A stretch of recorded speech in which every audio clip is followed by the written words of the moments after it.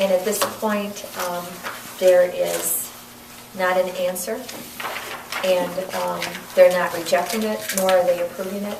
At this time, they feel that the financial recovery plan does not satisfy what is needed in statute as far as accepting it.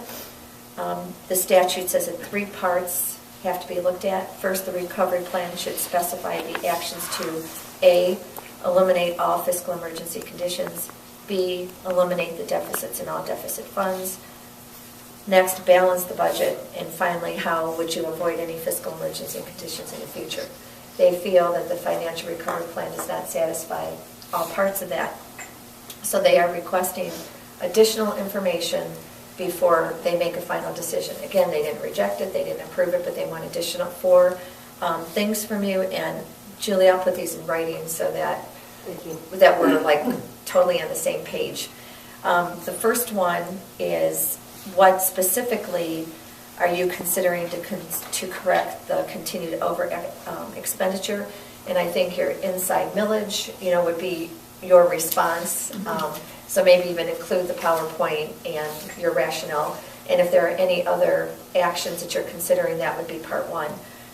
Part 2, the cost per pupil in Ledgemont is high in comparison with neighboring districts.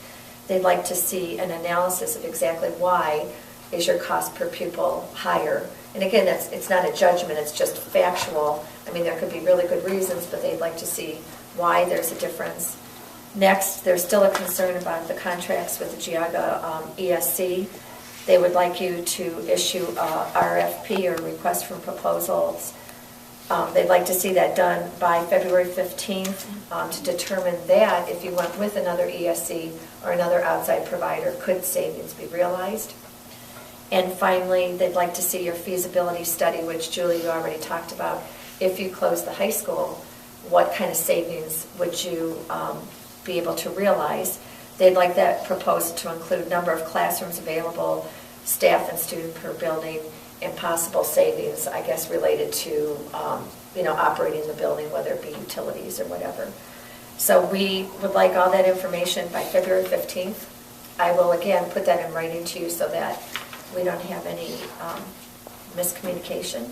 But then at that point, when we share that information, they'll make the decision. I think they just want to make sure that every single thing has been considered and what's being done. Again, not an approval, not a rejection, just a request for additional information, and it's on a pretty short timeline for you.